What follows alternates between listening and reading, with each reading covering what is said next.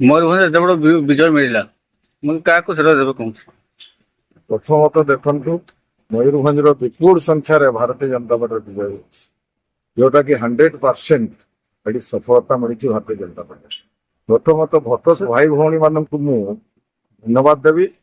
ଦ୍ୱିତୀୟରେ ଆମର ଯୋଉମାନେ ନିସ୍ୱାର୍ଥ ଭାବରେ ପାର୍ଟିର ଯୋଉମାନେ କାର୍ଯ୍ୟକର୍ତ୍ତା ଯୋଉମାନେ ଲାଗିଥିଲେ ବିନା ତାଙ୍କର ମାନେ ଅର୍ଥ ବିନା ଅର୍ଥ ସହଯୋଗରେ ସେମାନେ ଯୋଉ ପ୍ରକାର ଭାବରେ ହାଟିଲି ଲାଗିଥିଲେ ସେମାନଙ୍କୁ ଅନେକ ସେମାନଙ୍କୁ ମଧ୍ୟ ମୁଁ ଧନ୍ୟବାଦ ଜଣାଉଛି। ଏଇଟା ଆଜି ସଫଳତାର ଗୋଟିଏ ଜିନିଷ। 25 ବର୍ଷ ଲୋକ ସରକାରକୁ ଦେଖିଲେ, ଭରସା ଏବଂ ବିଶ୍ୱାସ କରିଥିଲେ, କିନ୍ତୁ ଯୋଉ ପ୍ରକାର ଭାବରେ ତାଙ୍କୁ ସହଯୋଗ କରିଥିଲେ ସେ ପ୍ରକାର ସହଯୋଗ ଆର ମାନେ ଓଡିଶାରେ ବିକାଶ ଉନ୍ନତି କିଛି ସେମିତି ଦେଖାଗଲା ନାହିଁ।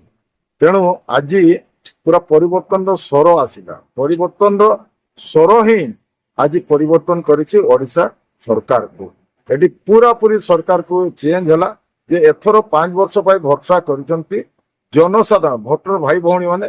ଏଥର ବିଜେପିକୁ ଆମେ ଭୋଟଟି ଦେବା, ଆମେ ଦେଖିବା ତାରତମ୍ୟ ତାର ତଫାତ୍ କଣ। ତେଣୁ ସେମାନେ ଆମକୁ ସହଯୋଗ କରିଛନ୍ତି ଭୋଟର ଭାଇ ଭଉଣୀ ମାନେ। ସେଥିପାଇଁ ଏ ବିଜୟ ପାଇଁ ମୁଁ ଆମ ଭୋଟର ଭାଇ ଭଉଣୀ ଜନସାଧାରଣଙ୍କୁ ହିଁ ପ୍ରଥମ ଶ୍ରେୟ ଦେବି, ତାଙ୍କର ପାର୍ଟିର କାର୍ଯ୍ୟକର୍ତ୍ତାଙ୍କୁ ଶ୍ରେୟ ଦେଉଛି। ମୋଦିଙ୍କ ଦେଖନ୍ତୁ, ମୋଦି ବାର ବାର ଆସିଲେ, ଗସ୍ତ ଏଠି କଲେ ଆମର ଓଡିଶା ସେ ଦେଖିଲେ ଆମର ପୂର୍ବ ଭାରତ ଯେ ପର୍ଯ୍ୟନ୍ତ ବିକାଶ ହେଇନାହିଁ ସେ ପର୍ଯ୍ୟନ୍ତ ଭାରତର ବିକାଶ କେବେ ସମ୍ଭବ ନୁହେଁ। ତେଣୁ ବହୁତ ଜିନିଷ ଆମର ମା ମାନଙ୍କ ପାଇଁ ସୁଭଦ୍ରା ଯେମିତି କହିଲେ, ଚାଷୀ ମାନଙ୍କର ପାଇଁ MSP କଥା କହିଲେ, ଏଠି ଯୁବ ମାନଙ୍କର ପାଇଁ ସବୁ ପ୍ରକାରର ଏଠି ଭତ୍ତା, ଗରିବ ଲୋକ ଯୋଉ ବାର୍ଦ୍ଧକ୍ୟ ସେଟାକୁ ବଢେଇଲେ, ସମସ୍ତଙ୍କର ପାଇଁ କେମିତି ପିଇବା ପାଣି, ଘର କେମିତି ହବ, ଏସବୁ ଜିନିଷକୁ ଆଧାର କରିକି ଲୋକ ଆଜି ନିଶ୍ଚିତ ରୂପରେ ଆଗାମୀ ଦିନରେ ଯଦି ଡବଲ ଇଞ୍ଜିନ ସରକାର ହୁଏ ଏ ବେନିଫିଟ ଆମକୁ ମିଳିବ।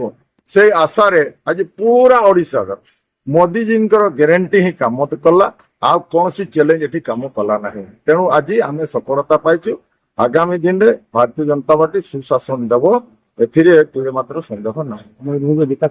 ମୟୂରଭଞ୍ଜର ଦେଖନ୍ତୁ, ଆମେ ପ୍ରାଥମିକତା ଯୋଉ ସବୁ ଜିନିଷ ଅଛି ସେଥିରେ ତ ମୁଁ ନିଶ୍ଚିତ ରୂପରେ 100 ଦିନ ଭିତରେ ଆପଣଙ୍କର ସରକାର ହେଲାର 100 ଦିନ ଭିତରେ ଆପଣ ବିଭିନ୍ନ ପ୍ରକଳ୍ପ ଶିଳାନ୍ୟାସ ଆପଣ ଦେଖିପାରିବେ, ଏଟା ମୁଁ ଆପଣଙ୍କୁ